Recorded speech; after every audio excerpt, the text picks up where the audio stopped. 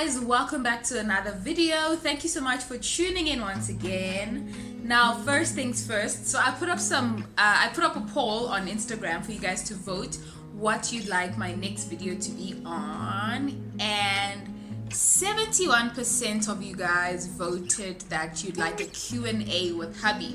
So this was just on Instagram. The same poll was up on my Facebook and my WhatsApp status. But yeah, many of you guys voted that you wanted a Q&A with hubby. Unfortunately, we've not gotten to record that session as yet. The only time I get to film is during the day since I don't really have lighting at the moment. But yeah, we will work on that very, very soon. But for today, as I'm sure you can tell already from the title of the video, I want to give you guys a pregnancy update. Now, you know, when you're pregnant or when you're thinking of getting pregnant, there's a lot of things that, you know, maybe people have shared, true or false, but the truth is that it differs with everyone. So I'll just be sharing my own experience. Somebody else might have been pregnant before, experienced it differently, but yeah, I'm just basically sharing my own experience. So was I ready or not to get pregnant? So here's the thing, I've always wanted kids. I love babies, I love small babies, they love me back. But I've just been dodging that responsibility, you know, I don't know, maybe I'm a bit selfish somehow. I just couldn't imagine, you know, having somebody who's dependent on me 24 hours, 7 days a week, 365. But anyway, yeah, I was dodging that for the longest time. We've been married for like 4 years now. So I was dodging that for a very long time. That was a big deal. So I wasn't ready to let go of that freedom. You know, yeah, I wasn't ready to let go of that freedom. We had just decided that, you know what, after getting married, we want to take time to get to know each other. So, you know what, I was just like, yeah, let's give it a try. I think I'm ready now, mentally, emotionally, because that's another thing. It's very important for you to be ready mentally, spiritually, you know, financially, and all those things, because it's not something you just want to stumble on. Of course, sometimes, you know, life happens. You know, you might not have planned to get pregnant, but yeah, life happens.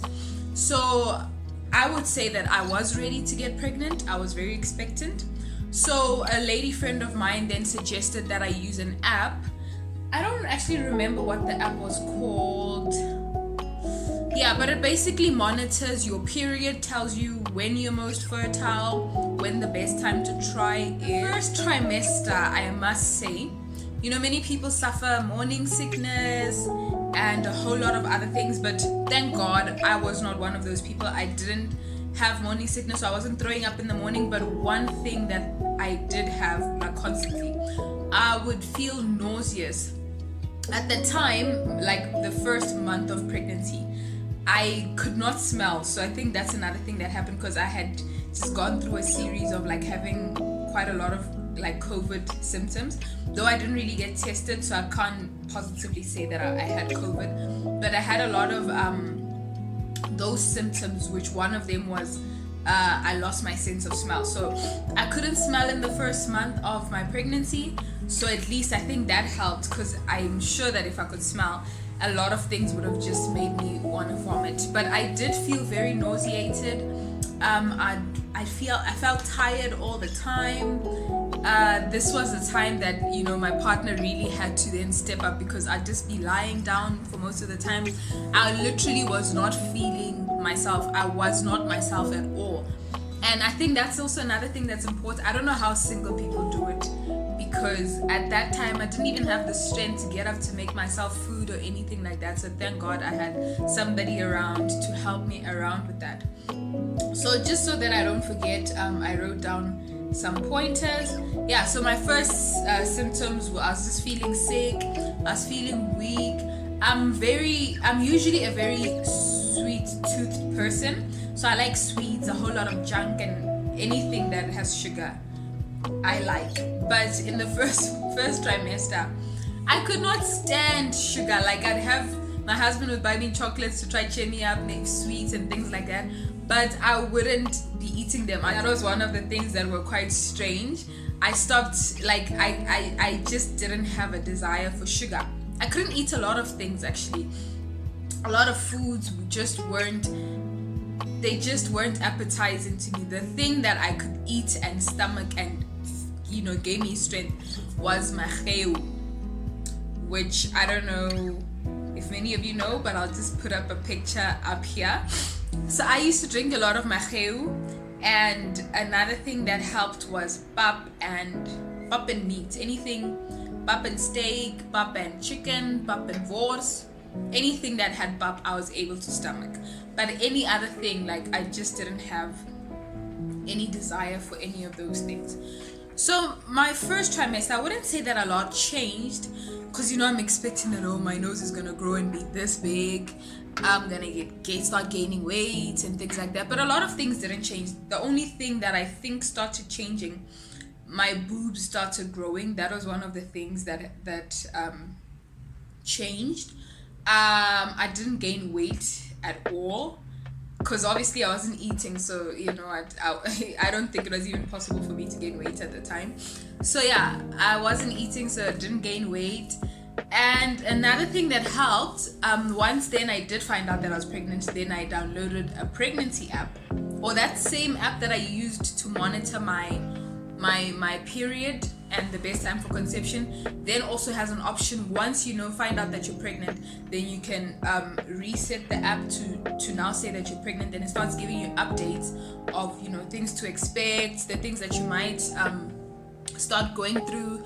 And I think it really, really helps to have information, because at that time, if it's your first time having a baby, your body goes through so many things, like so many things will be happening that you've got no idea. Like, I couldn't even understand myself.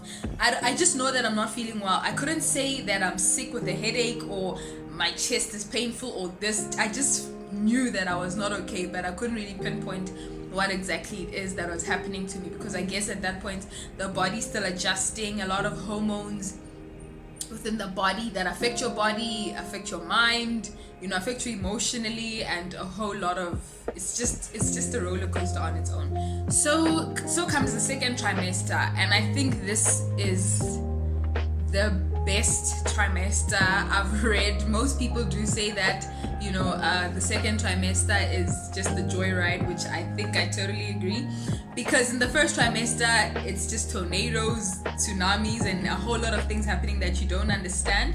And then the second trimester was a bit better now, because then the body now stabilizes, your hormones are a bit stable.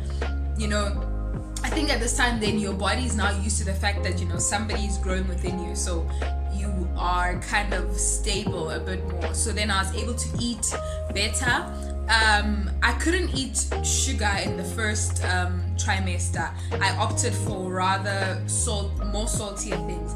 But in the second trimester then, I was then able to start eating, to nibble on some sweet things here and there.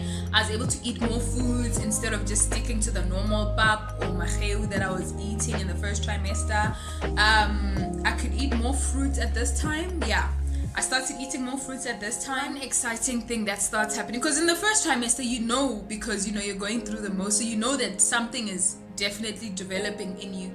But in the second trimester, just to confirm all of that, all those happenings, then this is where you start feeling the kicks, which is a very exciting thing, because now you are sure that, wow, I don't know, man, there's just something that happens when you start feeling those movements for the first time.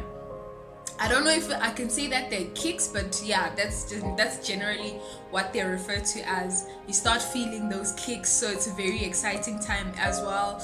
The baby starts moving a bit, even though they're not very strong, but you can literally feel that something's moving within you, and that's very exciting. That's one of the things that, no matter how roller coasterish or crazy the first trimester was, the second trimester is much better, because then it's like you're not alone anymore, or all that trouble is not in vain, because then now you start feeling the baby kicking, which is very exciting. For the third trimester, I can't really speak confidently about it, because I've not really gone through the whole trimester, but for what I've experienced so far, I'm now eating more. The appetite now starts growing, so I am eating more. I still haven't gained weight. well, when I step on the scale, yes, it does show that, you know, I've gained weight, but when you look at me, there isn't really much of a difference apart from my belly just growing very big, and, you know, the tank's also growing quite much. But apart from that, another thing, the baby's kicking more, the kicks are stronger. Like this time you can almost feel, like when the baby's kicking, you can almost feel like if it's a head or if it's the feet or a hand or something like that, you can almost make out what the body part that's kicking against your skin is, which is also quite exciting. And the expectation now is so high because, you know, it's like when you're in the last lap of the race and you just can't wait to finish. You just can't wait to have this little human in your hands. But another thing that comes with that is a lot of fatigue in the third trimester now, because this child is now grown and, you know, their weight has obviously also picked up quite much.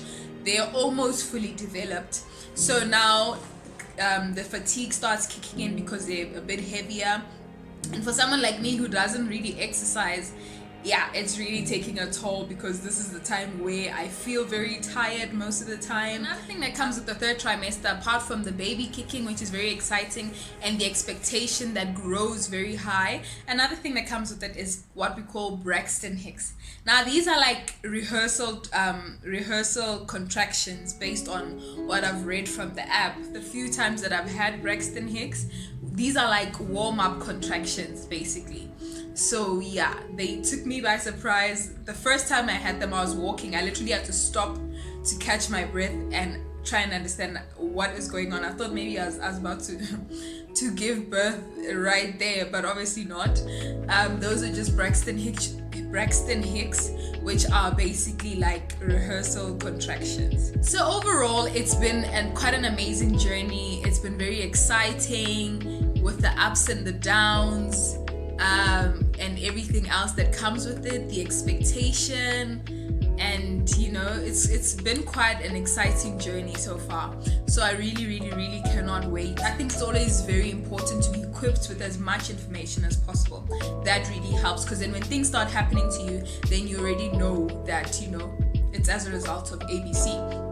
So yeah, if you know somebody who is expecting, or you yourself are expecting or thinking of having a baby, I think this experience might also just shed some light for you and prepare you a bit for what is to come. Thank you guys so much for watching till the end. I really appreciate the support. I really appreciate you guys. Thank you.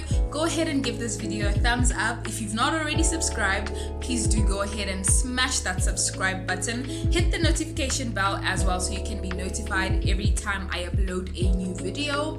And also drop me a comment. It can be about anything. Comments on the video or any other things you'd like us to talk about in the future. But in the meantime, stay blessed. Love you guys so much.